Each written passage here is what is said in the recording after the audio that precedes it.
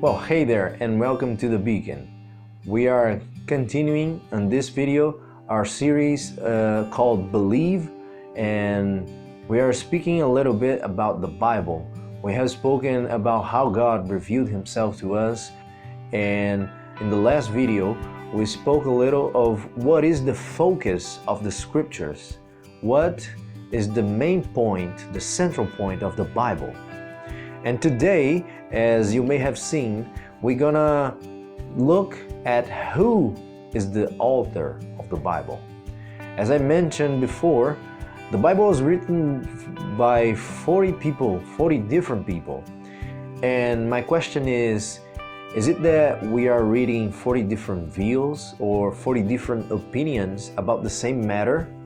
Because in the Bible, we don't see any reports of any human being that lived for 1500 years and stayed with each author, directing them in what to write.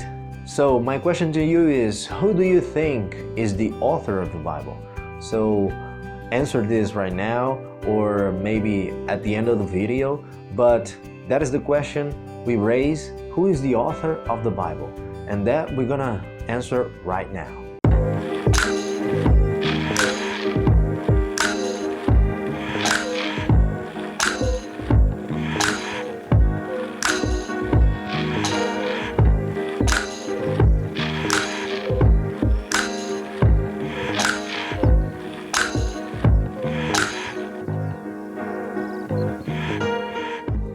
Well, each writer of the Bible saw the Scriptures as a different category of any type of literature at their time. It was considered a sanctified thing, as it should. They would refer to the Bible as the Holy Scriptures, the sacred letters, or the oracles of God. So you can see that even to refer to this kind of writing was a different thing. And this singularity in the Scriptures, it's especially because of its origin. Each author of the Bible stands out frequently precisely because they were not the originators of their messages. They would receive directly from the divine source the materials which they would write. We're gonna see in the Bible that each writer indicates that it was the Holy Spirit who was the source of the truths revealed to them. He would reveal the messages to the prophets, and the prophets would spread this message to the people. The King David once declared that the Spirit of the Lord was upon him, and it spoke through his lips. In more than one occasion, the prophet Ezekiel says that the Spirit of the Lord came upon him. And also the prophet Micah says that the Spirit of the Lord filled his soul, filled his being, and he was inspired to speak and to write the things that he wrote.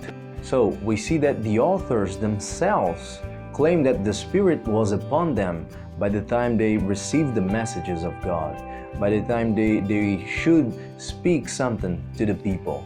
And in the New Testament, we see many times recognition of the role the Holy Spirit developed during the writing of the Old Testament. For example, Jesus himself claimed that David was inspired by the Holy Spirit.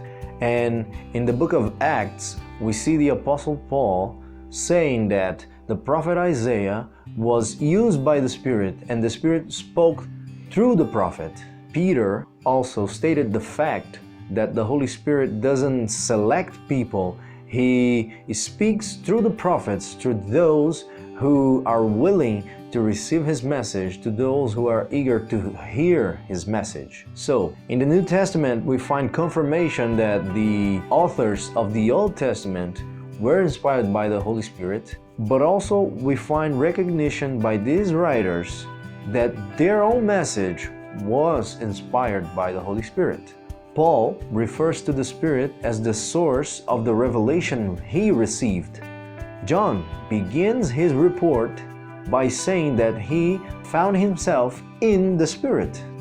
And of course, at Pentecost, we see that the Great Commission Christ gave to His disciples came through the action and the arrival of the Holy Spirit upon them. Therefore, we see God in the person of the Holy Spirit inspiring and revealing Himself to each author in the Bible all over the Scriptures. So, God did wrote the Scriptures, though not with His own hand, but with the help of 40 pairs of hands. And so, in this sense, God inspired the Bible. Therefore, He is the author of the Bible.